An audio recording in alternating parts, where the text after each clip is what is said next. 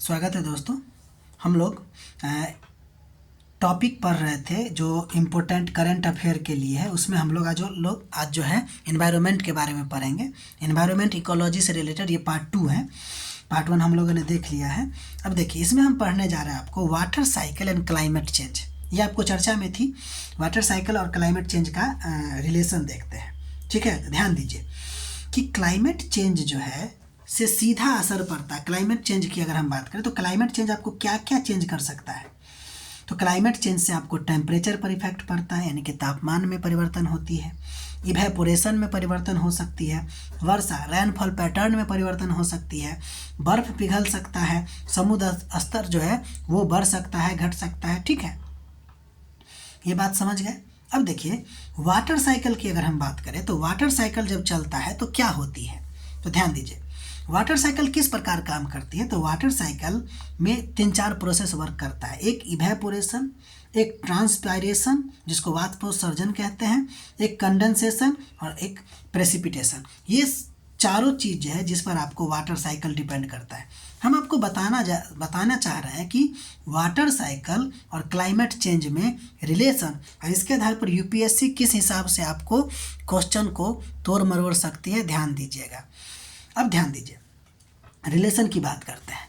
अगर कहेगा climate change, तो बताइए क्लाइमेट चेंज से फास्टर इवोपेरेशन होगा कि नहीं, यानी कि वाष्पोत्सर्जन की गति तेज हो जाएगी कि नहीं।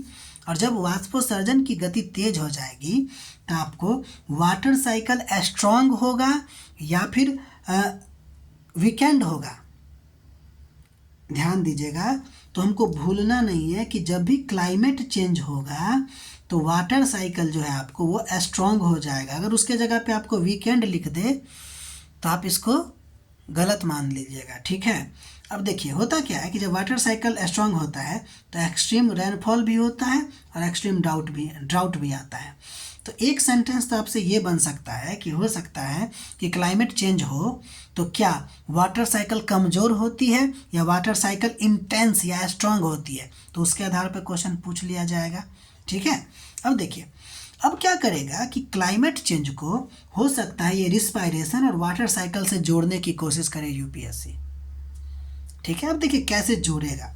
पहले कुछ चीज़ समझते हैं कि जैसे क्लाइमेट चेंज है तो आप जानते हैं कि मेटाबॉलिज्म इन ऑर्गेनिज्म चेंज होगा। अगर गर्मी बढ़ेगी तो उस अनुसार से हमारा मेटाबॉलिज्म काम करेगा। ठंडा बढ़ेगा तो ठंडा के अनुसार से हमारा शरीर मेटाबॉलिज्म काम करेगा। तो इससे होगा क्या कि रिस्पायरेशन रेट जो होगा वो चेंज होगा। ध्यान दे रहे हैं इस बात पे ना कि जब क्लाइमेट चेंज होगी तो मेटाबॉलिज्म भी चेंजेज होगा, तो उस हिसाब से हमारा रिस्पायरेशन भी चेंज होगा, यानी कि रिस्पायरेशन रेट भी चेंज होगा। ठीक है। तो बात ये बनी कि अगर कहा जाए कि क्लाइमेट चेंज होगा तो आप जानते हैं इवेपोरेशन तेज होगा, ट्रांसपीरेशन तेज होगी और उससे की वजह से वाटर साइकिल प्रभावित होगा। ठीक।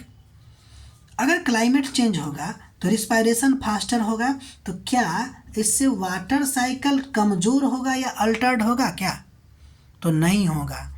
तो मान लीजिए कि अगर आप लोगों से एक सेंटेंस पूछ दिया जाए कि जलवायु परिवर्तन जो है ने तीव्र श्वसन किया है। ध्यान दीजिए, क्लाइमेट चेंज से रिस्पायरेशन फास्ट तो होगा, इसमें कोई डाउट नहीं, यहाँ तक कथन सही है, लेकिन के कारण जल चक्र कमज़ोर कर दिया गया है। तो क्या जब हम आपको बताए हैं कि वाटर साइकिल जो चलता है वो 4 चीज़ों से चलता है, इवोपेरेशन, ट्रांसपीरेशन, कंडेंसन और प्रेसिपिटेशन। इसमें हम कहीं भी रिस्पायरेशन टर्म का यूज किए हैं क्या? नहीं किए हैं। लेकिन क्लाइमेट चेंज से रिस्पायरेशन तो चेंज हो सकता है। तो क्या यह आपको वाटर साइकिल को प्रभावित करेगा क्या? तो इसका मतलब नहीं करेगा। ठीक है। तो इस तरह से हो सकता है आपको क्लाइमेट चेंज और वाटर साइकिल से यूपीएससी क्वेश्चन आपसे पूछे। इससे हो सकता है अदर टाइप से भी रिलेशन बना के दे, तो वो रिलेशन आप देखिएगा कि क्लाइमेट चेंज से क्या क्या चेंजेज हो रहा है और उससे आपको रिस्पायरेशन और वाटर साइकिल में कोई रिलेशन बनता है कि नहीं बनता है। ठीक है। इसके आधार पर आप ट्रू और फॉल्स बताने की कोशिश कीजिएगा। अब हम जंगल की आग के बारे में बात करते हैं। आप जानते हैं कि कैलिफोर्निया जगह पे आग लग गई थी, तो इसके बारे में ये चर्चा था। तो अब हम वाइल्ड फायर के बारे में चर्चा करते हैं। देखिए, अगर आपसे कहा जाए कि जंगल की आग क्या है, मान लीजिए इस डायरेक्ट सेंटेंस भी हो सकता है आपके लिए कि वन क्षेत्र में नियंत्रित आग होता है या अनियंत्रित आग होता है। तो देखिए हम यहाँ लिखे हैं अनियंत्रित आग को हम लोग फॉरेस्ट फायर या बुश फायर या वाइल्ड फायर भी कहते हैं। ठीक है, अब ध्यान दीजिए, आग फैलने के लिए 3 जरूरी तत्व क्या क्या है। तो एक तो हीट है, टेम्परेचर। अच्छा, इसके लिए ना कभी कभी इग्नियस टेम्परेचर भी यूज करता है। ठीक है, इसके अलावा फ्यूल चाहिए, कुछ जलने योग्य वाला, यानी कि लकड़ी चाहिए तब तो जलेगा, या कोई ईंधन चाहिए। और सबसे इम्पोर्टेंट बात, आग जलने के लिए क्या चीज़ की ज़रूरत पड़ती है? ऑक्सीजन। बिना ऑक्सीजन का तो जल ही नहीं पाएगा। तो ये 3 चीज़ चाहिए।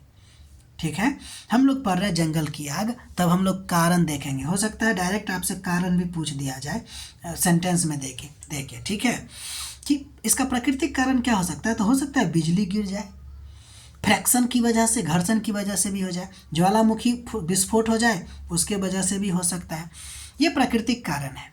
लेकिन ध्यान दीजिए, प्राकृतिक कारण जो है उसके वजह से लिमिटेशन होता है, ये लिमिट होता है। हम लोग जब सक्सेशन पढ़ेंगे ना, अनुक्रमण पढ़ेंगे जब हम लोग इसमें इकोनॉमी में चैप्टर वाइज, जब हम स्टडी कर रहे हैं चैप्टर वाइज, उसमें तब आपको इसके बारे में वहाँ भी चर्चा करेंगे। अब देखिए, मानव जनित की बात करते हैं। सबसे ज़्यादा वाइल्ड फायर का कॉज यही करता है। जलती मोमबत्ती, जलती माचिस फेंक दिया जाएगा, सिगरेट फेंक दिया जाएगा, कैंप फायर को ठीक से नियंत्रित नहीं किया जाएगा, स्टबल बर्निंग किया जाएगा, यानी कि खेत में जो बच जाता है उसको बर्निंग किया जाएगा। इस सब से क्या होती है? वाइल्ड फायर जगता है। अब देखिए, वाइल्ड फायर के लिए प्रोन एरिया क्या हो सकता है? मान लीजिए अगर आपसे पूछा जाए कि वाइल्ड फायर जो है वो आपको पोलर रीजन में बहुत ज़्यादा कॉमन होता है, तो भाई वैसे भी कॉमन सेंस से कह सकते हैं वहाँ नहीं होगा, लेकिन फिर भी हम लोग देखते हैं कि वाइल्ड फायर एरिया, यानी कि वाइल्ड फायर प्रोन एरिया क्या है, कहाँ कहाँ ज़्यादा वाइल्ड फायर हो सकती है। तो ध्यान दीजिए, पहला मेडिटेरेनियन क्लाइमेट रीजन। यहाँ से आपको कुछ और भी बात समझ में आएगी। अगर कभी पूछ दिया जाए कि मेडिटेरेनियन क्लाइमेट कैसा होता है, तो ये भी आप यहाँ से बता सकते हैं। कैसे? तो देखिए, मेडिटेरेनियन क्लाइमेट में क्या होता है कि गर्म और सूखी गर्मियाँ होती है। गर्मियाँ पूरी तरह से सूखा होता है, बरसात का कोई नामो निशान नहीं होता है। वर्षा सिर्फ आपको सर्दियों में होती है। यहाँ पे तेज हवा और सूखी झाड़ियाँ होती है। क्या आपको नहीं लग रहा है कि ये कंडीशन है वाइल्ड फायर का? तो सबसे ज़्यादा वाइल्ड फायर यहीं देखने को मिलता है, मेडिटेरेनियन क्लाइमेट वाला रीजन में ही। ठीक है, अब देखिए, इससे आपको एक और क्वेश्चन बन जाएगा अगर कभी पूछा जाएगा कि शीतोष्ण कटिबंधीय जलवायु की विशेषताओं पर गौर कीजिए। पहला, कि यहाँ गर्मियाँ जो होती है गर्म और सूखी होती है। क्या सेंटेंस सही नहीं है? सही है। वर्षा सिर्फ सर्दियों में होती है। सही नहीं है? सही है। समझ में आ रही बात? इस तरह से हो सकता है क्वेश्चन पूछा जाए, तो प्रत्येक बात को गौर कीजिएगा। अगला नंबर, बोरियल फॉरेस्ट, जिसको टैगा रीजन या उत्तरी ठंडा जंगल भी कहते हैं। टैगा, इससे आपको एक और चीज़ पता चल रहा होगा, टैगा को ही बोरियल फॉरेस्ट कहते हैं। और ये जो टैगा है वो आपको उत्तरी क्षेत्र में पाया जाता है, उत्तर वाले पार्ट में।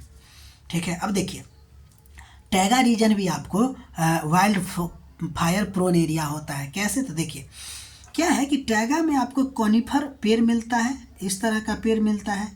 ठीक है ना?